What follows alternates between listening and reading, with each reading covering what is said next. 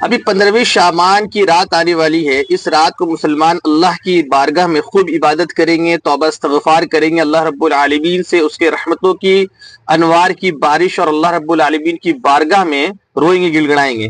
लेकिन अब मुसलमान तो ये अमल करेंगे अल्लाह को राजी करने के लिए, लेकिन शैतान मरदूद को कैसे गवारा होगा कि मुसलमान अल्लाह की बारगाह में रुजू करे, वो रोए गिड़गिड़ाए और अल्लाह पाक उसकी बख्शिश और मगफिरत फरमा दे।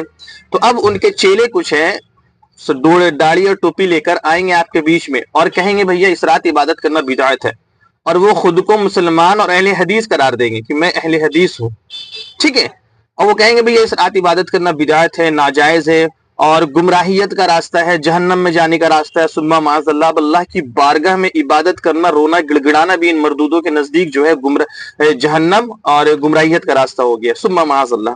तो आइए, इस रात इबादत करना बिदअत है या सवाब है, ये इनके बड़े बड़े अब्बा और इनके बड़े बड़े गुरु घंटालों से पूछते हैं। ये देखिए, इनके शेखुल इस्लाम सनाउल्लाह अमृतसरी साहब की किताब है फतावा सनाइया, इसमें सफ़ा नंबर 656 में सवाल किया जाता है कि 15वीं शब शाबान को क्या शब कद्र का कोई सबूत है? इस शब को सवाब जानकर तिलावत या इबादत करना कैसा है?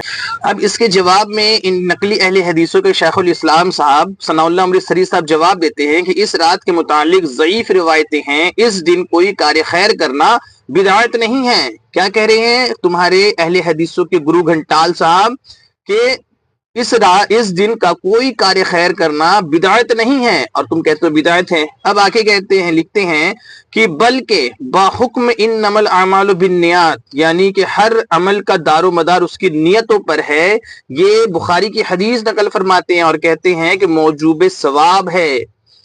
अब बताएं, ये नकली अहले हदीस जो अल्लाह रब्बुल आलमीन की इबादत को, जिस रात अल्लाह के बंदे अल्लाह की बारगाह में रोते हैं, गिड़गिड़ाते हैं, नमाज पढ़ते हैं, जिक्र अज़कार करते हैं, कुरान करीम की तिलावत करते हैं, उस रब्बे कायनात की बारगाह में जिक्र हम्दो सना करते हैं, अल्लाह रब्बुल आलमीन की बारगाह में सजदा करते हैं, और नियत ये रहती है कि अल्लाह रब्बुल आलमीन हमसे राजी हो जाए, अल्लाह रब्बुल आलमीन हमारी तमाम गुनाहों को मुआफ कर दे, हमारे लिए अपनी रहमत के दरवाजे खोल दे, ये हमारी नियत होती है। तो फिर ये बिदअत कैसे हो गया? क्योंकि बिदअत तो उस अमल को कहते हैं जो सुन्नत व शरीयत की मुखालफत करती हो, जो दीन में बुरा काम हो। ये कोई बुरा काम तो नहीं, ये तो अच्छा काम है। और तुम्हारे शेखुल इस्लाम सनाउल्लाह अमृतसरी साहब भी कह रहे हैं कि भाई ये अच्छा काम है, ये बिदअत नहीं है, बल्कि बाहुक्म इन्नमल आमालु बिन्नियात सवाब का काम है। अब तुम तौबा करो या अपने शेख